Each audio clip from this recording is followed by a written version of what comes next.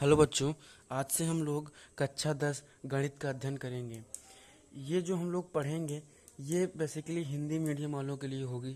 थोड़ी थोड़ी हम लोग इसमें इंग्लिश मीडियम की भी बात कर लेंगे। इंग्लिश मीडियम का मतलब ये है कि जो गणित के थोड़े थोड़े टर्म्स हैं उनको हम इंग्लिश में जान लेंगे।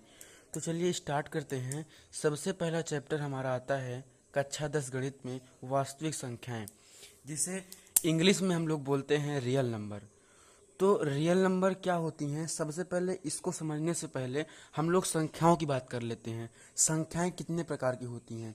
तो संख्याओं के बारे में बात करने के लिए हम संख्या रेखा बनाते हैं। संख्या रेखाओं पर संख्या जब बनाएंगे तो इसलिए उनको संख्या रेखा कहेंगे। अगर हम एक बार संख्या रेखा समझ लेते हैं तो हम फिर अलग अलग से समझ लेंगे, ठीक है।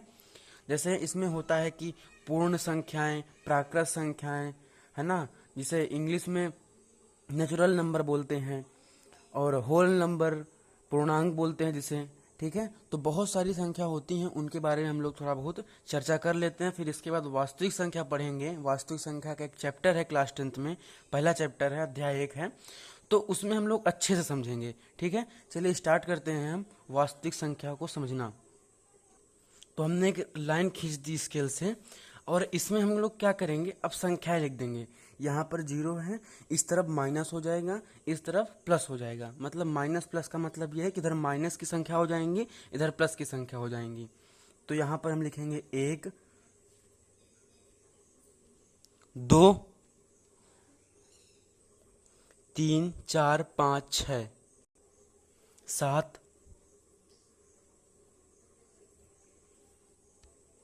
8। अब इधर हम लोग माइनस की संख्या लिख देते हैं। माइनस का 1, माइनस का 2, माइनस का 3। तो अब हम लोग सबसे पहली संख्या, जो संख्याओं के प्रकार होते हैं, सबसे पहले होता है प्राकृत संख्या, फिर उसके बाद पूर्ण संख्या, पूर्णांक, सम संख्या, सम प्राकृत संख्या, विषम संख्या, विषम प्राकृत संख्या, अभाज्य संख्या, भाज्य संख्या, अभाज्य संख्या, असहभाज्य संख्या, अभाज्य जुड़वा संख्या, परिमेय संख्या। इतने प्रकार की संख्याएं होती हैं। तो हम लोग 7-8 संख्या हैं जिनको हम लोग संख्या रेखा पर आसानी से समझ सकते हैं। तो सबसे पहले हम समझते हैं कि प्राकृत संख्या क्या होती है। तो आपको यहाँ से 1 से लेकर के 8 तक, ये केवल 8 तक ही नहीं होगा, 8 के आगे भी बहुत सारी संख्या आएंगी, लेकिन हम लोगों ने यहाँ पर 8 लिख लिया है सुविधा के लिए। अगर और लिखेंगे तो कॉपी भी भर जाएगी, इतनी सारी संख्या होती हैं। लेकिन 8 तक हम ये पेज भर जाएगा, लेकिन हम 8 तक हम लोगों ने लिख लिया है। तो 1 से लेकर के 8 तक जितनी भी संख्याएं हैं, या 1 से प्लस संख्या, ठीक है, इधर वाली संख्या जितनी भी हैं उनको हम लोग कहेंगे प्राकृत संख्या। तो इसे हम लोग प्राकृतिक संख्या कहेंगे, जिसे इंग्लिश में हम लोग नेचुरल नंबर बोलते हैं। तो इसी को समझने के साथ साथ हम लोग यहाँ लिख लेते हैं नेचुरल नंबर। हो सकता है अभी आपको ये ब्रैकेट समझ में ना आ रहे हों, कोई बात नहीं, हम इन्हें समुच्चय का ब्रैकेट कहते हैं। हम लोग क्लास 11th में पढ़ेंगे इसके बारे में, ठीक है। अब हम लोग बात कर लेते हैं पूर्ण संख्याओं के बारे में। तो पूर्ण संख्या का मतलब कुछ नहीं है, बस प्राकृत संख्या में आपको 0 इंक्लूड कर देना है। मतलब आपको 0 को जोड़ देना है प्राकृत संख्या में, वो बन जाएगी आपकी पूर्ण संख्या। यहाँ से लेकर के यहाँ तक आपका प्राकृत संख्या थी, लेकिन अगर 0 को जोड़ देंगे तो बन जाएगी पूर्ण संख्या। तो ये हो गई पूर्ण संख्या, ठीक है। होल नंबर इसे हम इंग्लिश में बोलते हैं, और प्राकृत संख्या को इंग्लिश में नेचुरल नंबर बोलते हैं। तो ये यहाँ से हो गया पूर्ण संख्या। अब हम लोग अगली संख्या के बारे में बात करेंगे, पूर्णांक। पूर्णांक क्या होता है? पूर्णांक में माइनस और प्लस, यहाँ से लेकर के यहाँ तक सब संख्याएं जुड़ेंगी। इसका मतलब ये है कि -8, -7, -6, -5, -4, मतलब -1 तक, यहाँ तक कि 0 भी इसमें जुड़ेगा, उसे हम कहेंगे पूर्णांक, जिसे हम इंग्लिश में होल नंबर बोलते हैं। सॉरी, होल नंबर तो हम इसको बोलते हैं, इसे इंग्लिश में हम इंटीजर बोलते हैं, ठीक है। तो यहाँ पर यहाँ से लेकर के यहाँ तक को हम पूर्णांक कहते हैं। यहाँ पर पूर्णांक को हम जेड से प्रदर्शित करते हैं, ठीक है। तो इसे हम इंटीजर बोलते हैं इंग्लिश में पूर्णांक को। यहाँ से माइनस से लेकर के प्लस तक, -1 से +1 तक, ऐसा समझ सकते हैं आप, या -8 से लेकर के +8 तक, जैसा आपको सुविधा हो वैसे आप समझ सकते हैं। अब हम लोग अगली संख्या के बारे में बात करते हैं, सम संख्या, ठीक है। सम संख्या का मतलब वे संख्या होती हैं जो 2 से पूर्ण रूप से विभाज्य हो सकती हैं। जैसे कि 6 है, 6 क्या है, 6 एक सम संख्या है। जैसे 4 है, 4 क्या है, 4 भी एक सम संख्या है। सम का मतलब ही होता है 2 से पूर्ण रूप से विभाजित हो जाना, ठीक है। अब यहाँ पर बात आती है कि इसमें माइनस होगा कि प्लस होगा। तो बात कुछ ऐसी है कि यहाँ पर माइनस से लेकर के प्लस तक इसमें जीरो भी इंक्लूड होगा। जीरो में अगर आप 2 का भाग देंगे तो जीरो हो जाएगा, अगर -6 में आप 2 का भाग देंगे तो -3 बचेगा। इसका मतलब ये 2 से पूर्ण रूप से विभाजित हो जाती है। पूर्ण रूप से विभाजित का मतलब ये है कि जैसे कि यहाँ पर 6 लिखा हुआ है, ठीक है। जैसे यहाँ पर हम एक संख्या लिखते हैं -6,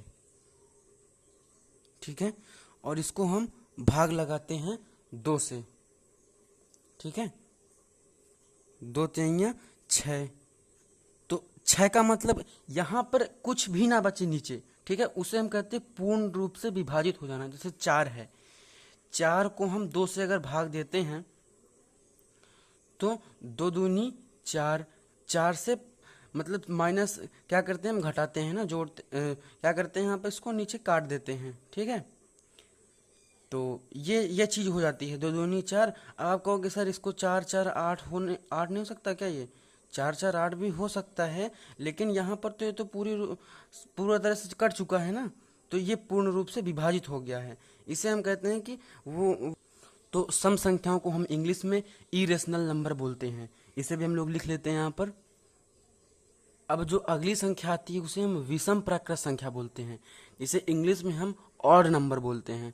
उसको लिख लेते हैं फिर समझाते, नहीं देखिए यहाँ पर ऑड नंबर क्या है, जो 2 से ना कटे, 2 से विभाजित ही ना हो। जैसे कि यहाँ पर 5 आपको दिख रहा है, जैसे हम 5 को अगर हम 2 से विभाजित करेंगे तो क्या आएगा, यहाँ पर 5 लिखा हुआ है और 2 से इसको विभाजित कर रहे हैं, तो 2 दूनी 4, 5 में से 4 गया 1, तो नीचे कुछ ना कुछ शेष फल में कुछ बच जा रहा है, 1 बच जा रहा है, इसलिए इसको हम ऑड नंबर कहेंगे।